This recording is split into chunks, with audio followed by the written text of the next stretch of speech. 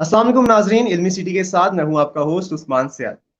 इल्मी city आपके लिए लेकर आता है मालूमात से भरपूर वीडियोस और इंटरव्यूज जिनमें हम अपने मेहमानों से गुफ्तगू करते हैं और अपने नाजरीन को भी मौका देते हैं कि वो हमारे शो का हिस्सा बने। नाजरीन, दुनिया भर में और बिलखसूस पाकिस्तान में एक बहुत अहम मसला गुर्बत का है। जैसा कि आप सब जानते होंगे कि पाकिस्तान में 24% आबादी गुर्बत की लकीर से नीचे जिंदगी बसर कर रही है और एक और रिसर्च के मुताबिक पाकिस्तान में 38% आबादी गरीब है। ऐसा क्यों है? आखिर हमारे मुल्क में गुर्बत और अमारत के दरमियान ये नाकाबिले अबूर फासला क्यों है? लिहाजा हमारा आज का मौजू भी इसी हवाले से है कि इंसान गरीब क्यों रहता है। वो कौन सी ऐसी वजूहात हैं जो इंसान को गरीब रहने पर मजबूर कर देती है। इसी हवाले से हमें ज्वाइन किया है आज मोटिवेशनल स्पीकर, ट्रेनर और बिजनेस कोच मेहताब हमीद। मेहताब, अस्सलाम वालेकुम। जी वालेकुम सलाम उस्मान। मेहताब, मैं उम्मीद करता हूँ कि आप बिल्कुल ठीक ठाक होंगे। जी अल्हम्दुलिल्लाह, आई एम गुड, ज़बरदस्त, बेहतरीन। आप कैसे हैं? ठीक है। जी अल्हम्दुलिल्लाह। मैं अपने नाज़रीन से गुजारिश करता चलूं कि अगर उनके जहनों में गुर्बत से रिलेटेड कुछ सवालात हैं तो वो बिल्कुल हमारे कमेंट सेक्शन के थ्रू पूछ सकते हैं और इस जो ऑनलाइन सेशन है इससे भरपूर मुस्तफिद हो सकते हैं। मेहताब, गुफ्तगू का आगाज करते हैं। ये बता दीजिएगा कि गुर्बत है क्या? वो कौन से ऐसे मुआशी और मुआशरती ड्राइव्स हैं जो इंसान को गरीब रहने पर मजबूर कर देते हैं? अच्छा देखिए, गुर्बत का ताल्लुक जो है ना, वो हमारी अपनी ज़ात से है। सबसे पहले हमारा माइंडसेट है जो हमें गुर्बत की तरफ ड्रैग करता है। कोई भी इंसान जो गुर्बत में मुब्तला है, तो आप अगर गौर करेंगे तो उसकी सोचें भी गुर्बत वाली हैं, क्योंकि इंसान की ज़िंदगी में सबसे ज़्यादा जो पार्टिसिपेशन है वो उसकी थॉट्स की है। और अगर आपकी थॉट्स ही गरीब होंगी तो आप यकीनन गुर्बत की तरफ जाएँगे। अगर आप अपने आप को गुर्बत से निकालना चाहते हैं और आप चाहते हैं कि आप गुर्बत की लकीर से आगे जाएँ, तो सबसे पहले जो आपने काम करना होता है वो अपने माइंडसेट पे करना होता है, बिकॉज़ चीज़ें 2 दफ़ा बनती हैं। सबसे पहले आपके माइंड में बनती हैं, फिर रियलिटी में बनती हैं। अब अगर आपने गुर्बत से छुटकारा हासिल करना है, तो सबसे पहले आपको अपना माइंडसेट जो है वो प्रिपेयर करना पड़ेगा। तो बहुत से लोग ऐसे हैं कि वो गुर्बत से छुटकारा भी पाना चाहते हैं, लेकिन जो उनका माइंड है बेसिकली, जो माइंडसेट है वो गुर्बत में ही फँसा रहता है। तो मेन चीज़ यहाँ पे ये है कि आपने सबसे पहले अपने माइंडसेट पे काम करना है और आपने ये रियलाइज़ करना है कि आपने इस गुर्बत की ज़िंदगी से आगे की तरफ बढ़ना है, क्योंकि गुर्बत जो है आपको मुफ़लिसी, आपको कुफ़र तक भी लेके जा सकती है, हदीस के मफ़हूम के मुताबिक। बिल्कुल। तो गुर्बत से आपने अपने आप को निकालना है और अपने हर दिन को बेहतर करना है। उसके लिए आपने अपने माइंडसेट पे काम करना है, आपने एक्सेप्ट करना है कि आपने बेहतरी की तरफ जाना है। तो ये सबसे पहला पॉइंट है किसी भी चीज़ में तब्दीली के लिए। चाहे गुर्बत की बात की जाए, चाहे लाइफ़स्टाइल की बात की जाए, चाहे अपनी प्रोग्रेस की बात की जाए, तो सबसे पहली जो चेंजिंग है, वो आपके माइंडसेट पे होती है। वहाँ से ही हम चीज़ों को चेंज करते हैं। सही। गुफ्तगू को आगे बढ़ाते हैं। हम अपनी सोसाइटी की बात कर लेते हैं कि जो आप हम गैप देखते हैं गुर्बत और अमारत के दरमियान, ये गैप क्यों है और इंसान इस सारी जिंदगी इस दौड़ में क्यों लगा रहता है? इस गैप को क्यों नहीं खत्म कर पाते हम? देखिए, गैप की मेन वजह है, जो गरीब लोग हैं, वो अमीरों से नफ़रत करते हैं, ठीक है? और अच्छा। जो अमीर लोग हैं, वो गरीब लोगों को बेहतर नहीं समझते, उसकी रीज़न है क्योंकि सोसाइटी सही। का, एनवायरनमेंट का हमारे माइंडसेट पे बहुत ज़्यादा असर हो रहा होता है। जो हम्म। लोग गरीब होते हैं और अमीरों को बुरा-भला कह रहे होते हैं, वो बेसिकली अपने साथ ज़्यादती कर रहे होते हैं। वो अपने माइंड को नेगेटिव डाटा दे रहे होते हैं। अच्छा, पैसा उन्हीं के पास आता है जो पैसे के लिए पॉज़िटिव अफ़र्मेशन टॉक यूज़ करते हैं, जो पैसे के लिए पॉज़िटिव रहते हैं। आप जितना भी फाइनेंशियल लिटरेसी से रिलेटेड किताबें पढ़ें, जितनी भी ट्रेनिंग्स उठा के देखें, उसमें एक चीज़ आपको कॉमन मिलेगी कि अगर आप अमीर होना चाहते हैं, तो आपने पैसे से, आपने अमारत से नफ़रत नहीं करनी। जब हम किसी चीज़ से नफ़रत करेंगे, तो वो हमारे पास नहीं आएगी, बिकॉज़ इसकी मैं बिल्कुल। एग्ज़ाम्पल देता हूँ कि हमारे माइंड में हर थॉट कुछ वेव्स पैदा करती है। अगर आप नफ़रत की थॉट्स को जनरेट करेंगे, तो वो वेव्स बेसिकली आपकी लाइफ़ पर इम्पैक्ट करेगी होगी।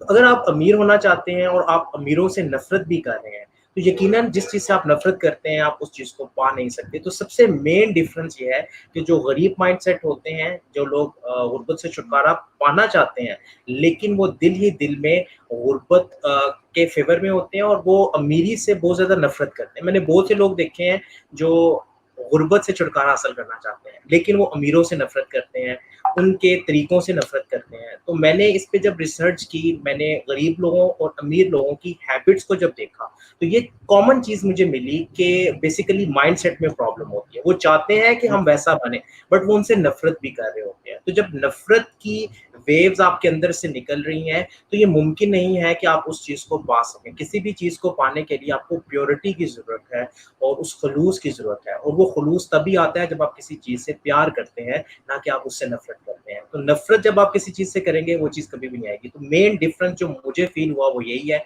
और जो अमीर लोग होते हैं, वो गरीब लोगों में इसलिए नहीं आना चाहते कि उन्हें डर होता है कि हम लोग अगर गरीब लोगों में आएँगे तो हमारा माइंडसेट भी ऐसा ना हो जाए। तो बेसिकली यहाँ पे अमीरी और गरीबी नहीं, बल्कि अमीर माइंडसेट और गरीब माइंडसेट की जंग होती है। तो अमीर लोग गरीबों में इसलिए नहीं आना चाहते कि वो उनके माइंडसेट से नफ़रत कर रहे होते हैं। उनको डर होता है कि हम लोग अगर इनके साथ रहे तो हम भी ऐसे हो जाएँगे। क्योंकि सोबत का बहुत ज़्यादा आप पर असर हो रहा होता है। और जिम रॉन कहता है कि आप जिन 5 लोगों के साथ रहते हैं, बहुत ज़्यादा वक़्त गुज़ारते हैं, उन्हीं की तरह आप बनना शुरू हो जाते हैं, आप उनकी एवरेज होते हैं।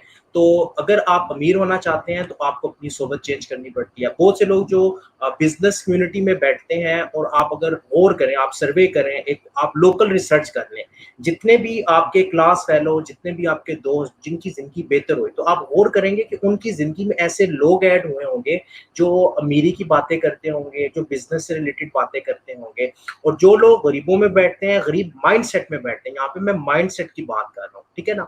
माइंडसेट बहुत इंपॉर्टेंट है। तो जो गरीब माइंडसेट में बैठते हैं, वहाँ पे वो उसी के अंदर रहते हैं, क्योंकि उनकी थॉट ही वैसे होती है। वो चीज़ों को वो गिला करेंगे, वो ब्लेम करेंगे, और बेसिकली जो ब्लेमिंग है वो सोर्स ऑफ नेगेटिविटी है। तो जब आप किसी चीज़ पे ब्लेम करते हैं, वहाँ पे बेसिकली आप नेगेटिविटी को जनरेट करते हैं, और उससे पूरी आपकी फिजियोलॉजी, आपका माइंडसेट डिस्टर्ब हो जाता है, और आप कभी भी आगे की तरफ नहीं जा सकते। सही। तो मेहताब, जैसे अभी आपने माइंडसेट की बात की और हमें एक क्वेश्चन भी आया, तो माइंडसेट कैसे चेंज कर सकते हैं हम?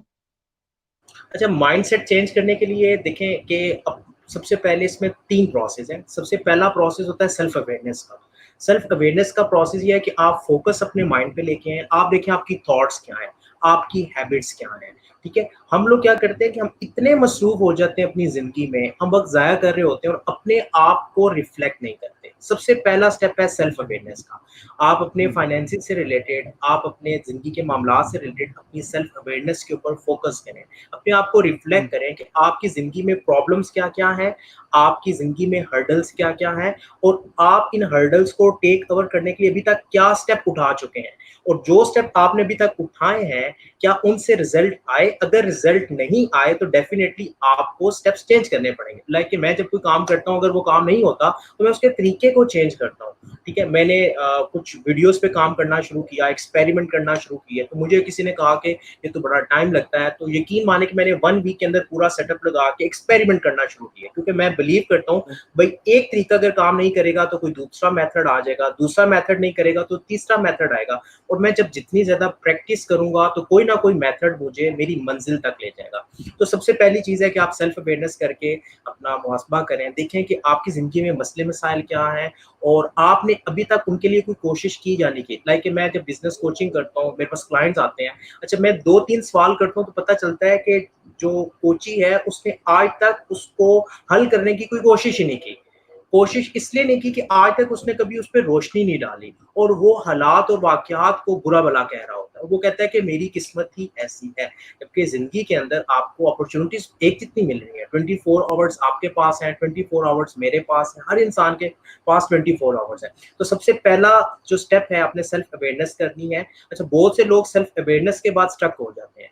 उसमें है कि अब सेल्फ मैनेजमेंट, कि आप जिन प्रॉब्लम्स में हैं, जो आप एक्शन कर रहे हैं, कौन से नए एक्शन आपने ऐड करने हैं। तो ये सेल्फ मैनेजमेंट का टॉपिक है कि आपने सेल्फ अवेयरनेस के बाद सेल्फ मैनेजमेंट पे आना है।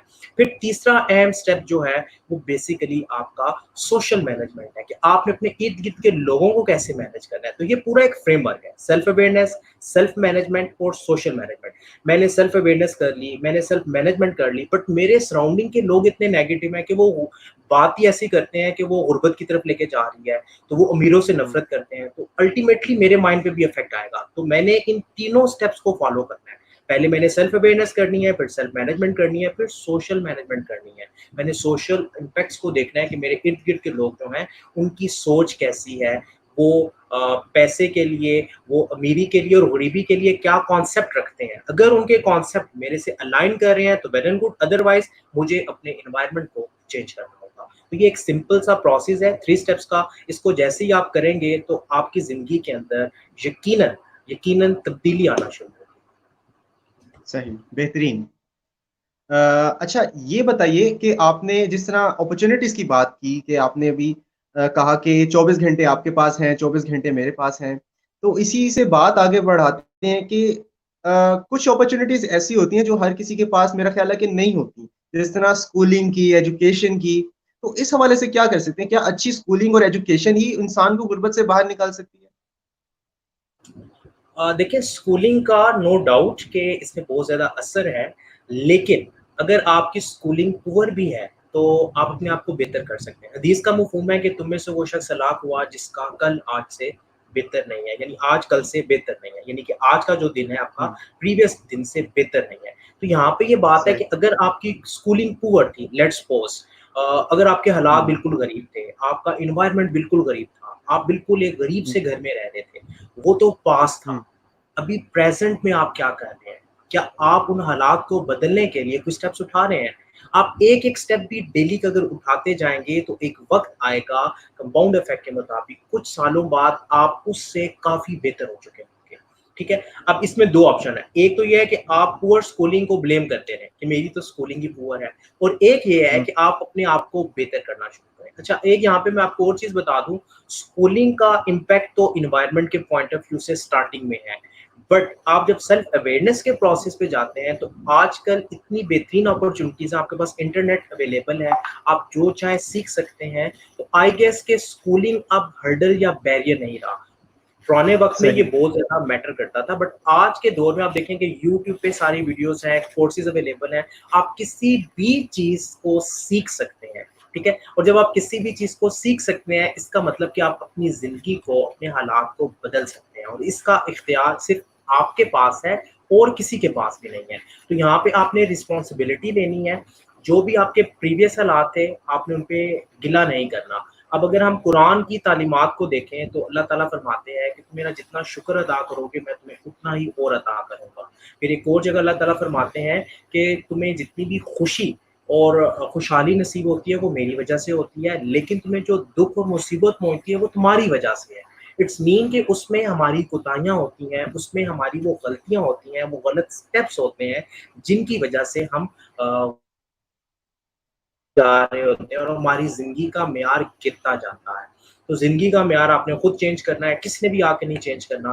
तो डेफ़िनिटली स्कूलिंग भी इसमें मैटर करती है, बट आपके अपने ऊपर भी डिपेंड करता है। स्कूलिंग आपको एक बूस्टर दे सकती है। अगर अच्छी स्कूलिंग आपको बूस्टर स्टार्ट से मिल गया, बट अगर नहीं भी है तो नो मैटर, आप अपने आप को अपने तौर पर बेहतर कर सकते हैं। सही।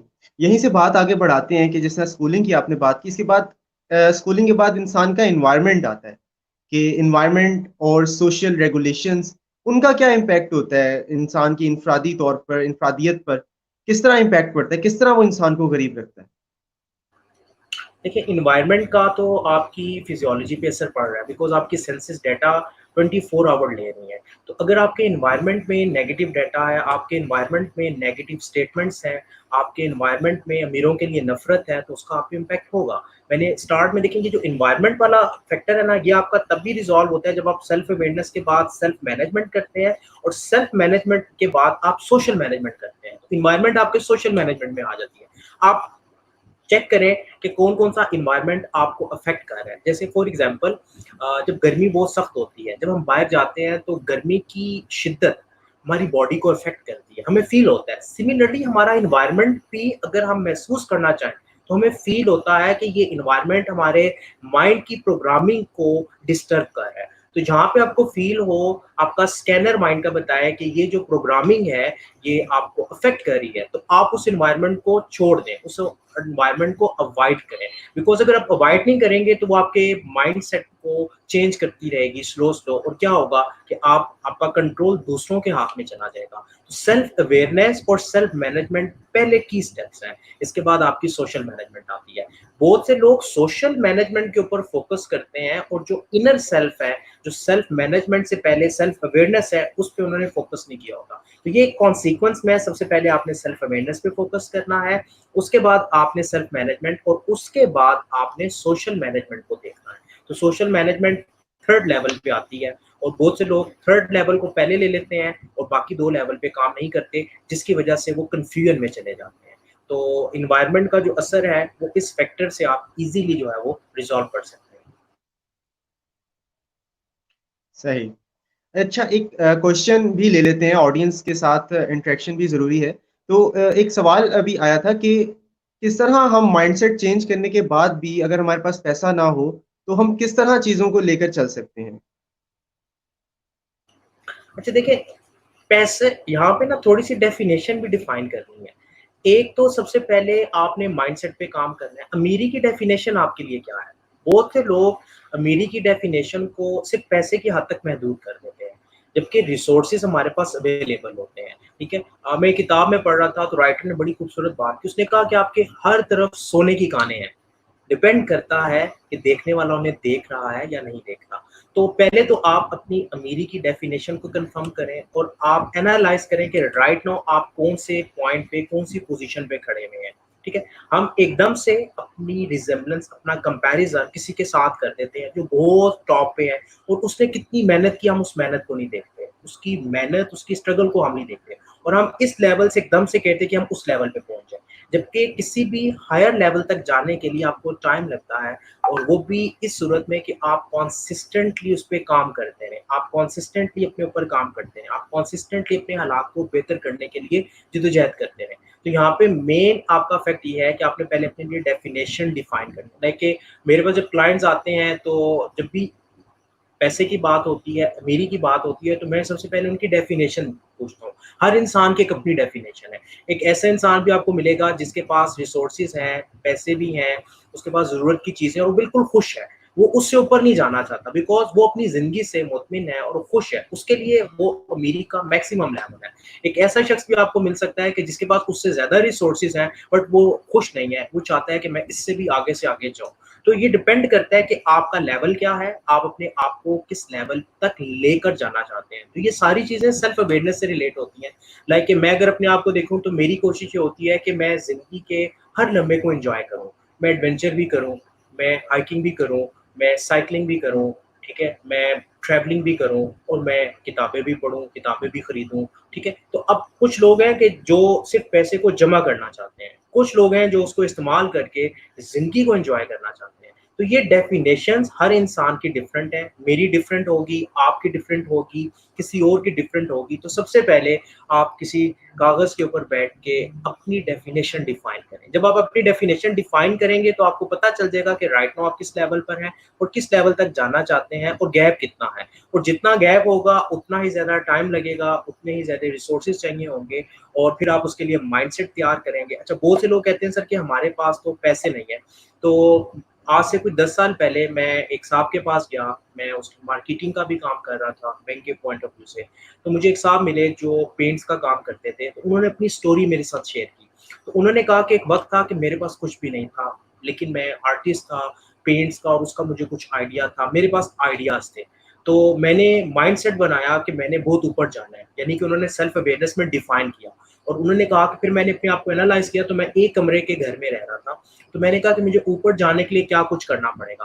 तो मैंने जब देखा तो मेरे पास पैसे नहीं थे, लेकिन मेरे दिमाग के अंदर बहुत अच्छे ख़्यालात थे, बहुत अच्छे आइडियाज़ थे। मैंने उन पे कंटिन्यूअसली काम करना शुरू किया और देखते ही देखते मेरे पास कुछ इन्वेस्टर आए और हमारा काम चलते, चलते, चलते राइट नाउ मैं 3 फैक्ट्रियों का मालिक हूँ। तो अब बहुत सी आपके पास सही। ऐसी स्टोरीज़ हैं, जितने भी बड़े-बड़े बिज़नेस टाइकून हैं, अगर आप उनकी ज़िंदगी को परखें तो आपको नज़र आएगा कि उन्होंने स्टार्ट थोड़े से लिया था। तो यहाँ पे यही चीज़ है कि आपने भी स्टार्ट थोड़े से लेना होता है। हम लोग जब ये उम्मीद करते हैं कि एकदम से पैसे आ जाएँगे, वो मुमकिन नहीं है, इसके स्टेप्स होते हैं।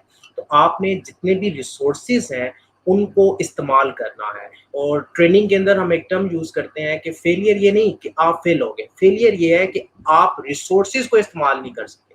आप रिसोर्सेज़ होते हुए भी उनको इस्तेमाल नहीं कर रहे। कि आज के दौर में इंटरनेट आपके पास है, आज के दौर में आपके पास अगर आइडियाज़ हैं, तो आप ऑनलाइन कितनी अर्निंग कर सकते हैं।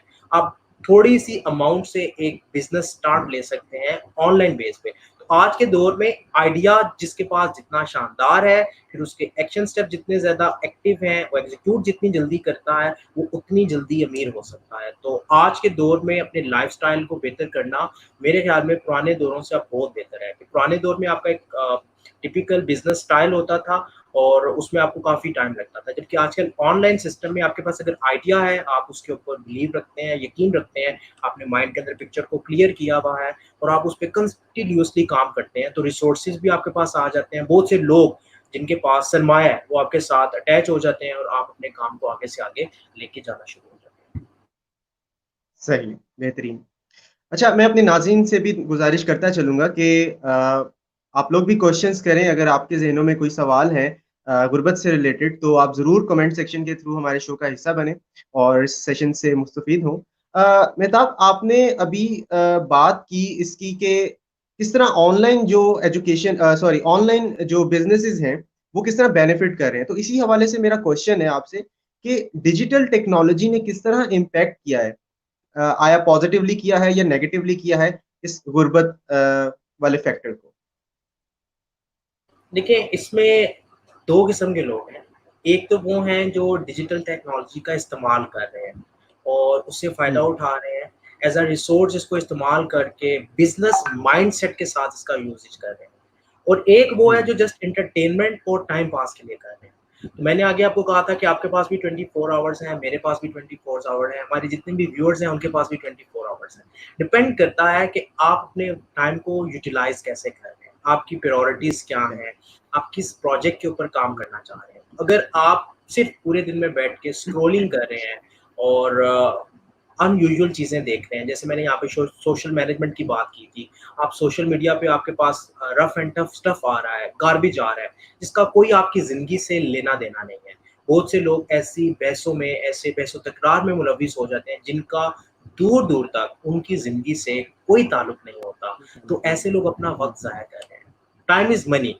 टाइम सबसे कीमती चीज़ है आपके पास, तो आप अपने वक़्त को जितना ज़्यादा मुस्बत अंदाज़ में एक बिज़नेस माइंडसेट के साथ इस्तेमाल करेंगे, तो यकीनन आपकी ज़िंदगी बेहतर होना शुरू होगी। लेकिन अगर आप वक़्त का इस्तेमाल सही नहीं कर पा रहे, तो इट मीन कि आप अपनी दौलत को ज़ाया कर रहे हैं और दौलत को आप जितना ज़ाया करेंगे, उसका नुकसान आपको उतना ही ज़्यादा होगा और आपकी ज़िंदगी में कभी भी प्रोग्रेस नहीं आएगी। सही। चलें, एक और क्वेश्चन ले लेते हैं ऑडियंस की तरफ से कि अब्दुल्ला इकबाल साहब पूछ रहे हैं कि हमारे पास एज़ अ स्टूडेंट बिज़नेस की क्या अपॉर्च्युनिटीज़ होती हैं? हम एज़ अ स्टूडेंट कौन से बिज़नेसेज़ हैं जो चूज़ करके उनको परस्यू कर सकते हैं?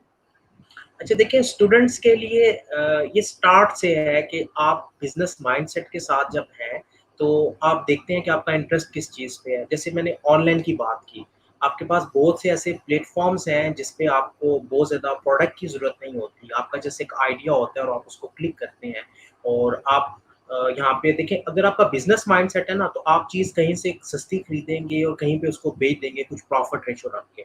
अब डिपेंड करता है कि आपके एनवायरनमेंट ने आपको अभी तक क्या सिखाया है या आपका इंटरेस्ट है, आपने उसमें कुछ सीखा है या नहीं सीखा। तो स्टूडेंट लेवल पे बहुत से काम हैं जिनको किया जा सकता है। अब इसमें एक है कि आप किसी बिज़नेस आइडिया पे जाते हैं, एक है कि आप किसी स्किल सेट पे जाते हैं। जैसे ऑनलाइन बहुत से काम ऐसे हैं जिनमें आपकी डिग्री की ज़रूरत नहीं होती, आपके स्किल की इम्पोर्टेंस होती है। आप ग्राफ़िक का काम ले लें और बहुत से काम हैं। तो डिपेंड करता है कि आप बिज़नेस माइंडसेट के साथ जाना चाहते हैं, स्किल माइंडसेट के साथ जाना चाहते हैं। अगर स्किल माइंडसेट के साथ जाना चाहते हैं, तो किसी भी एक स्किल पे थोड़ा-सा टाइम लगाएँ, 1, 2, 3 महीने उस पे काम करें, उस पे ग्रिप करें और फिर उससे रिलेटेड कुछ फ्रीलांसिंग पे कुछ काम करें, कुछ प्रोजेक्ट्स करें, तो आपको ऑटोमेटिकली इसमें से कुछ इनकम आना शुरू हो जाएगी। दूसरी चीज़ आ जाती है बिज़नेस माइंडसेट। उसमें मैंने जैसे कहा कि जितने भी बिज़नेसमैन होते हैं, उनका माइंडसेट होता है कि हमने प्रॉफ़िट को कैसे निकालना है। तो प्रोडक्ट मार्केट में बहुत ज़्यादा है। आप देखें कि कौन-सी प्रोडक्ट है जो आप आसानी से कम पैसों में खरीद सकते हैं और जिसको ज़्यादा पैसों में बेच सकते हैं। दराज़ का हम्म। कॉन्सेप्ट आपके पास है, ऐसी बहुत सी और भी आपके पास ऑनलाइन ई-कॉमर्स के पोर्टल्स हैं, जिन पे आप सेलिंग और परचेज़िंग का काम कर सकते हैं। तो ये डिपेंड करता है कि आपका अपना इनर शौक क्या है, आप किस प्रोडक्ट में ज़्यादा दिलचस्पी लेते हैं। जिस भी प्रोडक्ट में दिलचस्पी लेते हैं, उसमें आपने थोड़ा-सा कह लें कि इंटरेस्ट लेना है, उसके बारे में आपने रिसर्च करनी है। रिसर्च इसमें बहुत इम्पोर्टेंट है और रिसर्च आज के दौर में बहुत आसान है। आप देखें कि आपके कंपटीटर्स क्या कर रहे हैं, उस फील्ड में जितने भी लोग काम कर रहे हैं, उनका स्टाइल क्या है। तो जब आप एनालिसिस करेंगे, तो आपके सामने क्लैरिटी आना शुरू हो जाएगी। फिर किसी छोटे से प्रोडक्ट से एक्सपेरिमेंट करें। जब एक एक्सपेरिमेंट करेंगे ना, जब आप पानी के अंदर उतरेंगे तो आपको पता चलेगा कि पानी ठंडा है या गर्म है। लेकिन आप पानी के अंदर उतर ही नहीं रहे और आप सजेशंस ले रहे हैं और आप कह रहे हैं कि मैं कैसे करूँगा, क्या करूँगा? डेफ़िनिटली वो नहीं होगा। प्रैक्टिकल एक्सपेरिमेंट करें। लाइक मैंने जब यूट्यूब पे चैनल बनाया, यूट्यूब का मैंने एक कोर्स अटेंड किया, तो उसमें उन्होंने एक बड़ी अच्छी बात की कि YouTube is an experimental phase. इस पे आप डिफरेंट टाइप के एक्सपेरिमेंट्स करते हैं। कुछ पता नहीं कौन-सा एक्सपेरिमेंट आपका क्लिक हो जाए। और मैं आजकल देख रहा हूँ कि जितने भी लोग यूट्यूब पे काम करते हैं, वो डिफरेंट एक्सपेरिमेंट करते हैं। वो कंटेंट बनाते हुए सही। डिफरेंट एक्सपेरिमेंट करते हैं। सेम बिज़नेस में भी एक्सपेरिमेंट है। तो जब आप एक्सपेरिमेंट करते हैं, अगर आपको उसमें से कुछ अर्निंग नहीं भी होती, बट आप उससे कुछ ना कुछ लर्न करते हैं। और जितना ज़्यादा आप लर्न करेंगे, आपका माइंड उतना मैच्योर होता जाएगा। आपके लिए आने वाले वक़्त में बिज़नेस उतना ही ज़्यादा बिज़नेस अपॉर्च्युनिटीज़ बढ़ती जाएँगी। बट जिसने एक्सपेरिमेंट ही नहीं किया, तो वो ऑलरेडी फेल है। फेल तो वो होता है जिसने एक्सपेरिमेंट ही नहीं किया। जिसने एक्सपेरिमेंट कर लिया वो फेल नहीं होता। उसके पास फीडबैक आता है और जब फीडबैक आता है वो उस फीडबैक से नेक्स्ट टाइम उससे बेहतर काम करता है। तो सिंपल है, आप रिसर्च करें, आप पहले एनालाइज़ कर लें कि आपने स्किल माइंडसेट के साथ जाना है सही। या बिज़नेस माइंडसेट के साथ जाना ठीक है। अच्छा, यासिर वहीद साहब पूछ रहे हैं कि how to develop a business mindset, यानी कि हम बिजनेस माइंडसेट, हमने फैसला कर लिया कि हमने बिजनेस करना है, लेकिन अब हमारे पास बिजनेस माइंडसेट नहीं है, तो वो माइंडसेट कैसे, कहाँ से लेकर आए? है। Very simple. आप बिज़नेस कम्युनिटी में बैठना शुरू करें, बिज़नेस कम्युनिटी से रिलेटेड इवेंट्स को अटेंड करें। जितने भी बिज़नेसमैन आपके फ्रेंड लिस्ट में हैं, उनके साथ गपशप लगाना शुरू करें, उनकी महफ़िल में जाएँ, ऑटोमैटिकली आपके माइंड में बिज़नेस की सोचें आना शुरू हो जाएँगी। सही, बेहतरीन। अच्छा, गुफ्तगू को आगे बढ़ाते हैं। ये बताएं कि एक लो पेइंग जॉब है और इंसान चाहता है कि हम तरक्की करें, तो हाई पेइंग जॉब की तरफ किस तरह मूव ऑन किया जा सकता है? अच्छा, इसमें आपने थिंक एंड ग्रो रिच दुनिया के अंदर बहुत ज़्यादा बिकने वाली किताब है, रिसर्च बेस है, डिफरेंट लोगों की ज़िंदगियों पे रिसर्च हुई। उसके अंदर वो एक बड़ा अच्छा स्टेप देता है कि अपने मुआवज़े से ज़्यादा काम करें। जब आप अपने मुआवज़े से ज़्यादा काम करते हैं, तो आप लोगों की नज़र में आ जाते हैं। जैसे एक जुगनू होता है ना, अंधेरे में वो टिम-टिम करता है, तो सारी एकदम से आपकी नज़र उसकी तरफ जाती है। जब आप मुआवज़े से ज़्यादा काम करते हैं, तो उस ऑर्गेनाइज़ेशन के अंदर, उस एनवायरनमेंट के अंदर लोगों की नज़र आप पे होती है। और फिर कहीं पे भी आपको चांस मिलता है, अपॉर्च्युनिटी कहीं पे आती है, तो लोगों की कोशिश होती है कि उसी बंदे को रेफ़र किया जाए, जो मुआवज़े से ज़्यादा काम कर रहा है। बिकॉज़ जब आप मुआवज़े से ज़्यादा काम करते हैं, तो आपके पास अपॉर्च्युनिटीज़ ज़्यादा आ जाती हैं। लेकिन अगर आप जितना मुआवज़ा ले रहे हैं, उससे भी कम काम कर रहे हैं, तो डेफ़िनिटली लोग आपको पसंद नहीं करेंगे। वो बज़ाहिर सही। आपको शो नहीं करेंगे, बट उनकी लिस्ट में आपकी रैंकिंग कम होगी। अपनी रैंकिंग को बढ़ाने का बेस्ट वे ये है कि आप एक्स्ट्रा काम करें और मुआवज़े से ज़्यादा काम करने की आदत डालें। जब आप मुआवज़े से ज़्यादा काम करते हैं, तो अपॉर्च्युनिटीज़ आपको मिलती हैं। मैंने ये अपनी पर्सनल लाइफ़ के ऊपर एक्सपेरिमेंट की है। मैंने बहुत सी जगहों पे मुआवज़े से ज़्यादा काम किया और कई दफ़ा 2-2 साल बाद कहीं से कॉल आ गई कि हमने आपको वहाँ पे देखा था, आपने इस तरह से काम किया था। तो मैं फिर सोचता हूँ कि जब आप मुआवज़े से ज़्यादा काम करते हैं, तो बेसिकली यहाँ पे आपके पास आप फार्मिंग अप्रोच पे होते हैं। 2 अप्रोचेज़ यहाँ पे यूज़ होती हैं। एक है हंटिंग अप्रोच कि आपको बस जो मिल रहा है आप उसी पे काम करें, एक्स्ट्रा काम ना करें। आपके माइंड में सिर्फ़ यही है कि मैंने बस यहाँ से अर्न करना है, दैट्स इट। एक है फार्मिंग अप्रोच। फार्मिंग अप्रोच में ये है कि आप जो काम कर रहे हैं उससे एक्स्ट्रा भी काम कर रहे हैं और आप बीज बोते जा रहे हैं। कुछ पता नहीं किस बीज का फल आपको मिल जाए। तो मुआवज़े से ज़्यादा काम करना, ये मैंने जितनी भी बिज़नेस से रिलेटेड चीज़ें देखी, जॉब से रिलेटेड चीज़ें देखी कि सैलरी कैसे बढ़ाई जाए, ग्रोथ कैसे की जाए और जितने भी लोग हम्म। जिन्होंने छोटी-सी जॉब से स्टार्ट की थी और फिर वो कंट्री हेड तक गए, तो उनसे भी मैंने जब पर्सनली मिला, मैंने उन्हें कहा कि मुझे अपनी टीम की लर्निंग दें। एक उसमें उसमें ये चीज़ सबसे अहम थी कि मुआवज़े से ज़्यादा काम करने की जो हैबिट है, एक्स्ट्रा अपना देना, अपना द बेस्ट देना, ये उन्होंने कहा कि हमारी ज़िंदगी के अंदर बूस्टर है और इसने हमें कहीं न कहीं पे इतनी ज़्यादा वैल्यू दी कि हमने कभी सोचा भी नहीं। क्योंकि जब आप मुआवज़े से ज़्यादा काम करते हैं, तो देखने वाले को फ़ील हो जाता है कि आप दिल से काम कर रहे हैं और मुआवज़े से ज़्यादा काम ही वही कर सकता है जो दिल से काम कर रहा है। और जो दिल से काम नहीं करता, वो मुआवज़े से कम काम करने की कोशिश करता है। सही। मेरा ख़्याल है बेहतरीन टिप आपने दी है कि अपने मुआवज़े से बढ़कर काम करें और आपकी ग्रोथ जो है वो यकीनी है। अच्छा, एक बहुत अहम सवाल जो यहाँ पर मैं उठाना चाहूँगा, वो ख़वातीन से रिलेटेड, कि ख़वातीन के बारे में आप क्या कहेंगे कि क्या वाक़ई ऐसा होता है कि मर्द के मुकाबले में ख़वातीन की जो वेजेस होते हैं, वो कम रखे जाते हैं, जिसकी वज़ह से ख़वातीन आम तौर से एक क्लास डिस्क्रिमिनेशन का शिकार रहते हैं? क्या ऐसा वाक़ई होता है?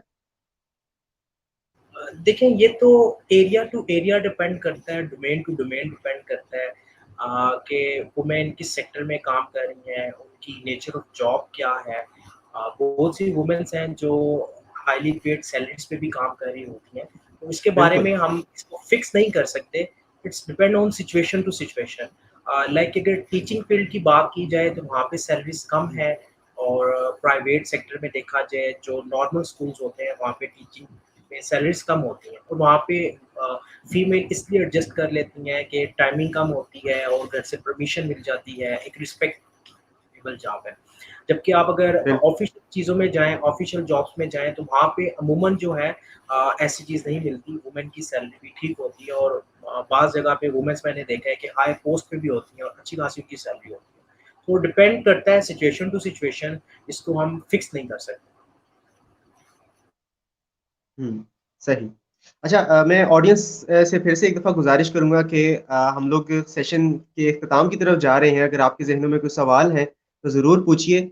और मेहताब, मेरा सवाल अब ये है आपसे कि किस तरह अब वो कौन से ऐसे मेजर्स हैं, वो कौन से ऐसे कॉस्ट इफ़ेक्टिव तरीके हैं, जो अपनाकर इंसान गुर्बत की लकीर से ऊपर आ सकता है, एक आम इंसान? अच्छा, इसमें देखें कि कुछ हैबिट्स हैं जिनको हमें अपनाना होगा। जैसे अभी तक हमने सिर्फ़ गुर्बत के और अमीरी के डिफ़रेंस को देखा था, माइंडसेट की बात की थी। अच्छा, एक हैबिट तो ये है कि आपने अकाउंटेबिलिटी रखनी है, कि आप जो भी अर्निंग कर रहे हैं, अर्निंग का जो भी आपका सोर्स है, आपकी अकाउंटेबिलिटी कितनी है। दूसरी हैबिट आपने ये डेवलप करनी है कि आपने जो स्पेंडिंग करनी है, वो नीड बेस्ड है या विश बेस्ड है। बिकॉज़ बहुत से लोग अपने विशेज़ पे जब पैसे लगाना शुरू करते हैं तो उनका बजट डिस्टर्ब हो जाता है। तो हैबिट्स का हमारी ज़िंदगी पे बहुत गहरा असर होता है। पहले हम हैबिट्स को बनाते हैं, फिर वही हैबिट्स हमें बनाती हैं।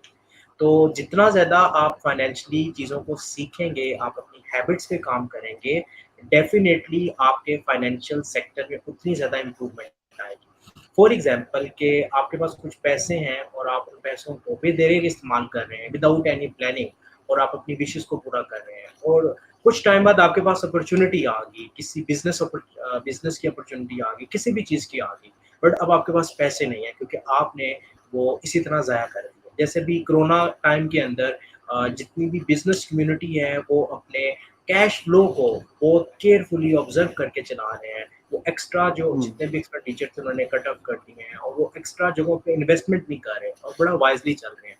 तो ये बिज़नेस कम्युनिटी के अंदर बहुत ज़्यादा पाया जाता है। तो अगर आपने अपने आप को ग्रो करना है, बिज़नेस माइंडसेट की तरफ आना है, तो आपने अपनी हैबिट्स को ट्रेस करना होगा। आपकी कौन-सी ऐसी हैबिट्स हैं जो आपके कैश फ्लो को डिस्टर्ब करती हैं, उन हैबिट्स पे आपको काम करना होगा और आपने हेल्थी हैबिट्स को अपनाना होगा। इसके लिए आप बिज़नेस कम्युनिटी को देखें, उन लोगों को देखें जिन्होंने प्रोग्रेस किया, उनकी क्या हैबिट्स थी।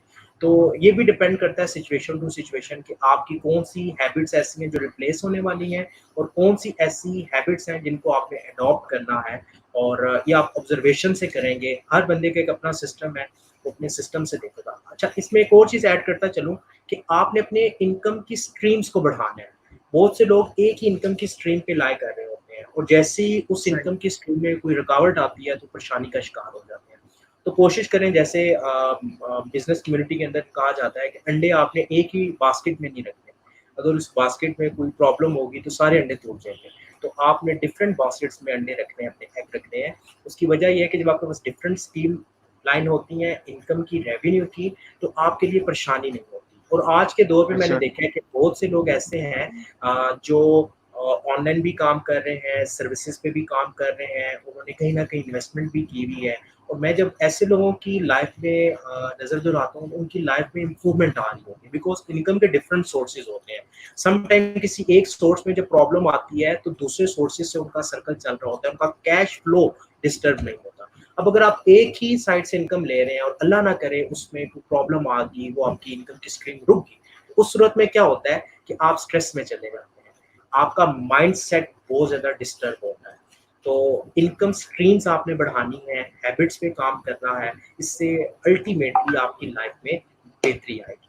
अच्छा, यहाँ पे ठीक है। अब्दुल्ला साहब ये सवाल पूछ रहे हैं कि मेरी पेंट शॉप है मार्केट में, कंपटीशन जी, वो बहुत पूछना है। चाह रहे हैं कि मार्केट में कंपटीशन बहुत ज़्यादा है, उनकी पेंट शॉप है, तो वो ऐसे हालात में क्या कर सकते हैं कोरोना वायरस की सिचुएशन के दौरान कि जो है उनकी जो ब्रेड एंड बटर है वो चल सके?